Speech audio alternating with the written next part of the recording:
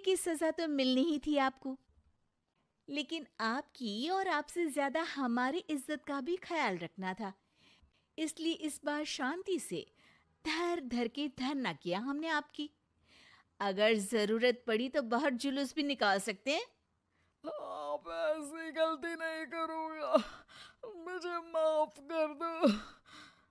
बहू मनसुख को बाहर छोड़ने जाती है। मनसुख अपने घर की तरफ बढ़ता है। वैसे आपको चाय कैसी लगी?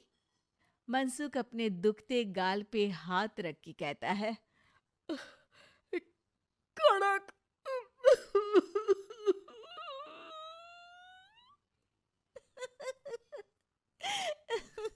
मिस्टर मनसुख, उम्र 60 साल।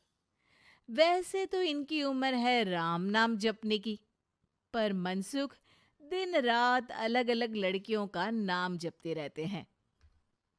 ऐ लड़की, सुन तो, तेरा नंबर क्या है?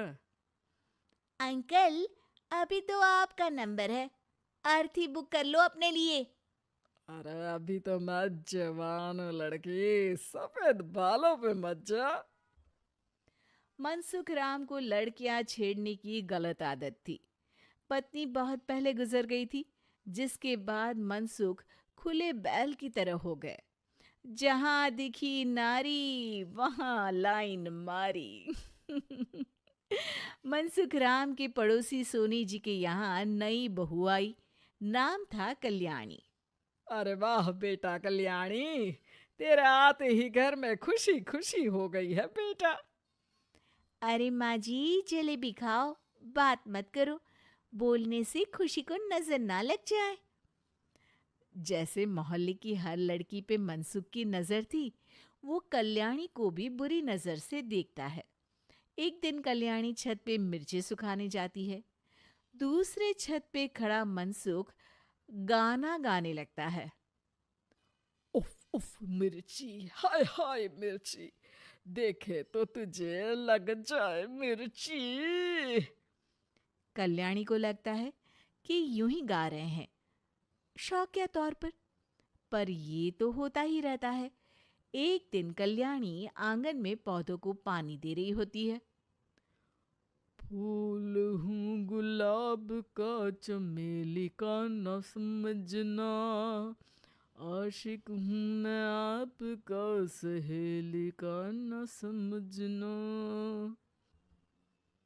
कल्याणी को ये बात बहुत अजीब लगती है, क्योंकि शायरी बोलते वक्त मनसुख उसी की तरफ देख रहा था। वो अंदर जाती है और अपनी सास को कहती है, ये जो हमारे पड़ोसी हैं। अरे दूर रहना उससे। हाँ, दूरी रहूंगी, पर ये थोड़े अजीब नहीं है? अरे अजीब, आवारा, ठरकी, पता नहीं क्या क्या आदमी है वो। हर लड़की पर नजर डालता है वो। उसकी उम्र की वजह से कोई उसे कहता नहीं। बाकी उसे आसपास रखना भी नहीं चाहिए। अरे पर ऐसे थोड़ी ना चलेगा। एफआईआर करवा देनी चाहिए। हवालात में हवा और लात खाएंगी तो समझ जाएंगे। अरे यही तो दिक्कत है ना समाज की। जिसके साथ दिक्कत होती है उसको भी समाज गुनहगार समझता है। लड़की अगर बोल दे कि फलाने ने मुझे छेड़ा है, तो कुछ लोग तो ये कहने लगते हैं कि लड़की की भी रजामंदी होगी ही। ये तो है, पर कुछ तो करना ही पड़ेगा। नहीं बेटा, कुछ मत कर। जबरदस्ती हम किसी से लड़ेंगे नहीं। हमारा परिवार इज्जतदार परिवार है। कीचड़ में जाएंगे तो हम भी तो गंदे हो जाएंगे ना। लेकिन सासू माँ, कीचड़ में जाए बिना गंदगी कैसे साफ होगी? अरे बेटा, मैं तो यही कहूंगी कि तू नई बहू है। अपना रुतबा बना बाकी औरतों में। अपनी समझदारी से, अपने काम से इन चक्करों में मत पड़ बेटा। बहू सास की बात ना चाहते हुए भी मान लेती है। और कई ऐसे मौके आते हैं जब मनसुख बहू पर उल्टे कमेंट्स करता है। जैसे एक दिन जब बहू छत पर सफाई कर रही होती है तो मनसुख छत पे आकर गाना गाने लगता है। तेरा ध्यान किधर है, तेरा हीरो इधर है, तेरा हीरो इधर है। मेरा ध्यान तो आपकी हरकतों पे ही है। थोड़ा आप भी ध्यान दो कि क्या कर रहे हो आप। अरे बहुत तीखी हो और मुझे मिर्ची पसंद भी है। अरे वाह। बुढ़ाओ कहीं के। बहू वापस अपने कमरे में नीचे चली जाती है। वो किसी को बताती नहीं है कि आज मनसुख ने उसे क्या कहा, ताकि घर में टेंशन ना हो। एक दिन बहू घर के बाहर रोड पर ठेले वाले से सब्जी खरीदने जाती है। भैया, प्याज के भाव कम करो ना, बिना प्याज काटे ही रुला दोगे वरना। तभी बहू की नजर मनसुख पर पड़ती है, जो वहां से गुजर रही एक लड़की को देखकर कहता है, शीशी भरी गुलाब की पत्थर पे फोड़ दूं, तेरे लिए तो जाने मन जीना भी छोड़ दूं। लड़की सहम जाती है। उसकी उम्र शायद 18-19 साल की रही होगी। बहू ने जब ये देखा कि मनसुख ने इतनी छोटी उम्र की लड़की को तंग किया है, तो वो घर में जाके अपने पति से कहती है, तुम्हारा पड़ोसी मनसुख। अरे बहुत नीच आदमी है। अरे कुछ करते क्यों नहीं उसका? अरे मैं क्या करूं? पड़ोस में गंदगी है, हटानी तो पड़ेगी ना। मेरा साथ दोगे? दूंगा, लेकिन करना क्या है? हम फंसेंगे तो नहीं ना? डरो मत, अच्छे काम करने से डरना नहीं चाहिए।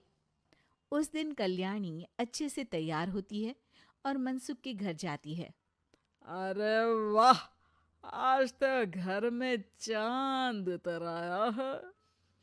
आपकी शायरी, आपके गाने मुझे यहाँ खींच लाए। शाम को मेरे पति और सास घर पर नहीं रहेंगी। आप मेरे घर आ सकते हैं चाय पीने। अरे जरूर जरूर।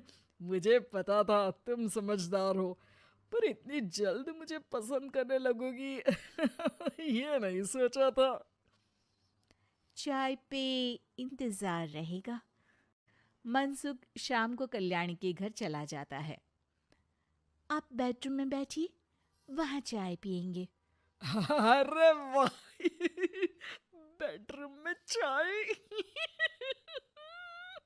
मनसुख हंसता हुआ बेडरूम में जाता है और वहां का नजारा देख के घबरा जाता है। वहां पर मोहल्ले की वो सारी लड़कियां खड़ी हैं जिनको आज तक मनसुख ने छेड़ा था।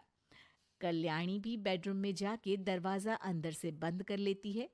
अब बेडरूम से सिर्फ डम डम ढिशुम ढिशुम की आवाज आती है और बीच बीच में मनसुख की चीखें भी सुनाई देती हैं। अरे माफ कर दो बिटिया। अरे नहीं नहीं नहीं, अरे डंडे से नहीं, अरे अरे लग जाएगी। बेडरूम का दरवाजा खुलता है और मनसुख की हालत एक लुटे फटे कौवे जैसी हो जाती है। किए की सजा तो मिलनी ही थी आपको, लेकिन आपकी और आपसे ज्यादा हमारी इज्जत का भी ख्याल रखना था। इसलिए इस बार शांति से धर धर के धरना किया हमने आपकी। अगर जरूरत पड़ी तो बाहर जुलूस भी निकाल सकते हैं। आप ऐसी गलती नहीं करूंगा, मुझे माफ कर दो। बहू मनसुख को बाहर छोड़ने जाती है। मनसुख अपने घर की तरफ बढ़ता है। वैसे आपको चाय कैसी लगी? मनसुख अपने दुखते गाल पे हाथ रख के कहता है,